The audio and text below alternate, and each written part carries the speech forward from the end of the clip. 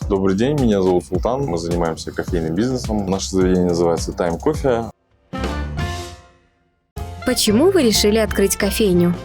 Так как мы смотрим за тенденцией, то есть кофе, многие жильцы живут и не успевают выпить утром кофе, либо дома его приготовить. Мы предлагаем условия, то, чтобы утром любой жилец этого жилого комплекса зашел и взял с собой кофе. То есть перед работой, после работы, в обед, без разницы. Так как кофейный бизнес очень развивается в бизнес-центрах, в ЖК, рядом где-нибудь расширенными улицами, то есть большими улицами, проспектами, мы решили попробовать открыть тоже кофейный бизнес.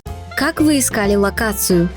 В первую очередь мы искали локацию для того, чтобы больше проходимости было. То есть надо было найти, либо это был бизнес-центр, либо это было ЖК, так как во многих бизнес-центрах уже присутствуют кофейни. Мы искали там, где в каком-то, грубо говоря, квадрате меньше кофейни находится.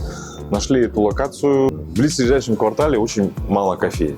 Мы решили, то есть, открыться здесь, так как здесь ЖК молодежный. В основном живет молодежь, сдаются квартиры посуточно. Поэтому мы решили выбрать эту локацию, нашли место, сделали ремонт, вложились в оборудование и открыли кофейню. Что у вас есть в ассортименте?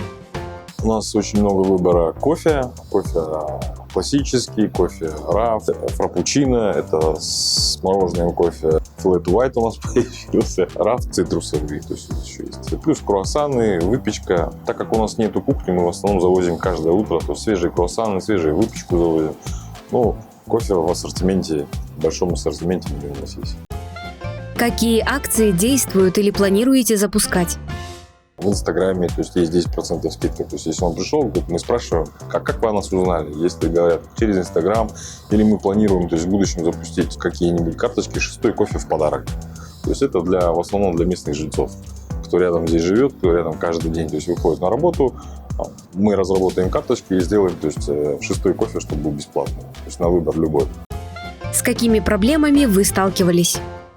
Сталкивались в первую очередь проблемы – это инфляция, удорожание всех ингредиентов, продукции, включая технику, заканчивая кофе, и чаями, и поставкой, то есть мебели, заказ мебели. Это все подорожало в цене за счет того, что после январских событий, грубо говоря, в Казахстане. Ваши пожелания ребятам, которые собираются заниматься бизнесом? Любой бизнес – это через ошибки проходишь, то есть пробуешь что-то новое. Пожелать только удачи, наверное. В новом начинании